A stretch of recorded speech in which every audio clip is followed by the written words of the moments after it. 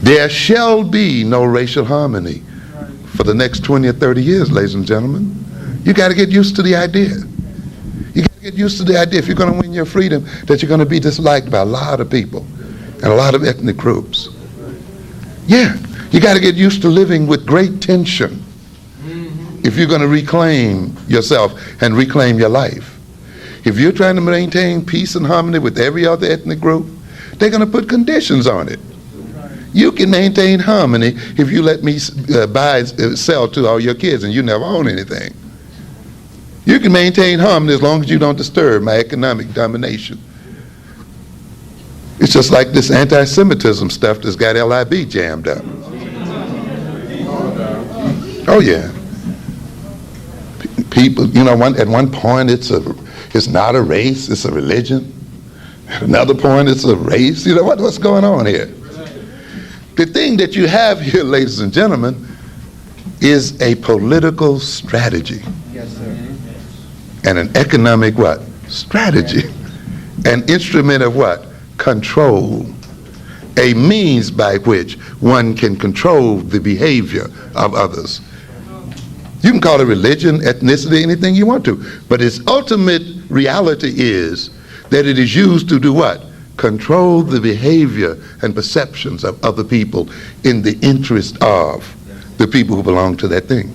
That's all it is. And the first question you ask, and so the thing goes out, you're anti-Semitic. Now, it doesn't matter what you said, whether you told the truth or not the truth, or this or that, has nothing to do with that. Not at all. It has to do, now the next question you're going to ask is, oh, how can I not be anti-Semitic? Don't say this, don't say that, don't do this, don't do that, and then we won't call you what? Anti-Semitic. And so when in striving to be what? Not anti-Semitic, you then what? Fall under the control of another people. Regardless as to whether they are right or wrong, or regardless of how unfair they are, as soon as you meet the requirements of not being called anti-Semitic, you're under control. And yet here's a people that's less than 3% of the American population, less than 1/10 of the world's population, who through the use of that term and through the throwing of that accusation can manipulate whole political and economic and social systems. And then they're the first ones to tell you that you shouldn't talk in terms of race. And you should not use what? Your ethnic identity as a base of what? Power. And you should not use your ethnic identity as the base for political and economic strategies, you see, and as a means of what? Controlling other people's behavior and so forth, you see. Ethnicity is much deeper than the demarcation of ethnic characteristics, man. You see, and cultural characteristics, you see, are part of the totality of a people's power. And we have to understand that. And when we are training our youngsters, we have to understand that. We have to get these young men to understand, and when we are training them for manhood, and the young women for womanhood and so forth, it requires that we perceive white supremacy as the major social and political and economic spiritual problem to be resolved by African people. And that we ask ourselves the question, what kinds of men and women must we produce in order to overthrow white supremacy? And overthrow white supremacy must be our goal. That's right. If you're not about overthrowing white supremacy, you're not about African-centeredness. And the other thing is, if you're not about nation building, you're not about African-centeredness either.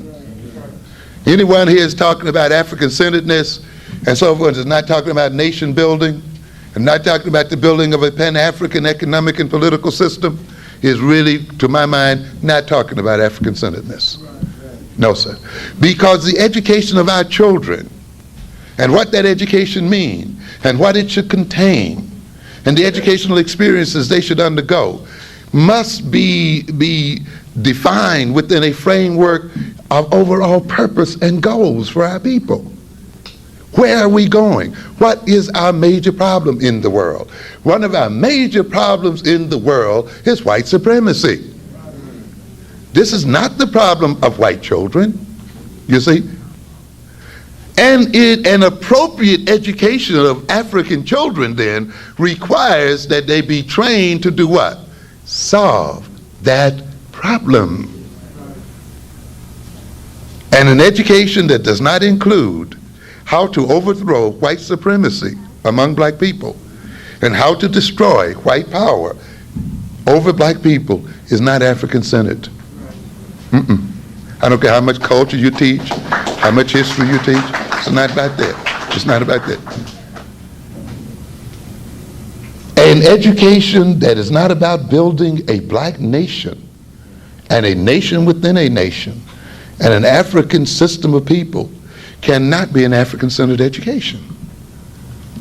When you study economics and science and all of these other things, they must be studied within the frame of where you're going as a people and as a whole. You see? And their organization must be structured in terms of overall goals, national and international goals. When the United States has been challenged, white folk in the United States were challenged by the Japanese. They looked at what? Their educational system. And they are trying to transform their educational system and the educational experiences of their youngsters so that they can create in them the motivations and attitudes and relations that will make them possible to defend themselves against the growth of Asian power in the world. They're not just teaching them ABC, 1, 2, 3, or how to add accounts. All of this has to be integrated under a national goal. You see, we are doing business not only just because we want to go to work and come home and buy beer and look at football, but because doing business in this way and relating to each other this way and doing accounting in this way and so forth allows us as a nation to protect our interests, to maintain our style of life, to maintain our freedom and independence, even though you as an individual think you are just going to work and coming home. You see? And think you're just drinking beer and looking at the football game. But frankly, if you look at the totality of the way the economic and political system operates, you're a part of a total system, and what you do is integrated in a system that is designed to act in the world. Now, we as African people then must lose our unconsciousness in this system. We must become conscious of ourselves as workers, as professionals, as this and that, and whatever we are, and be aware of how what we do is integrated and related to the whole of African people and to African ends and purposes. So it is not enough just to gain skills or just to gain knowledge. You must ask skills for what, knowledge for what, and in what way does my skill and my knowledge contribute to the advancement of African people as a whole?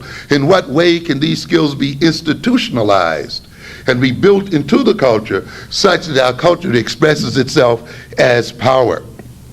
I'll end it here. We talked the other day about white global supremacy, the other evening, Wednesday, and I wanted to get my people to understand, though, that there's a crisis in white global supremacy. White global supremacy is in severe, severe crisis. In fact, we may be witnessing the decline and fall of white supremacy in the world. That's why, again, I mentioned other ethnic groups, because we get too caught up on what white folk are doing. We're going to look up one day and find that white folk ain't even in control of the world anymore. That's right. That's what we're dealing with are what? Asians. That's right. Yeah.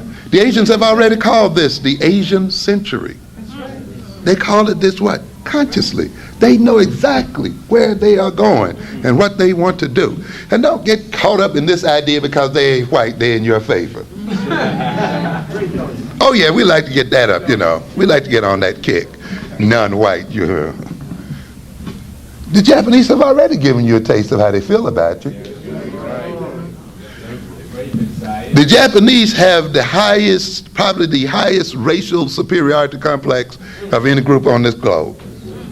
Oh yeah, you just don't hear about that part. They have even Koreans over there they haven't assimilated yet. That's right. Yeah. That's right. Chinese as well. That's right. Very chauvinistic, very superiority-oriented ideas of who and what they're about. If you think you're going to get a better break under the Chinese, a better break under the Japanese, or these other people, you got another thought coming. You must understand the situation. The United States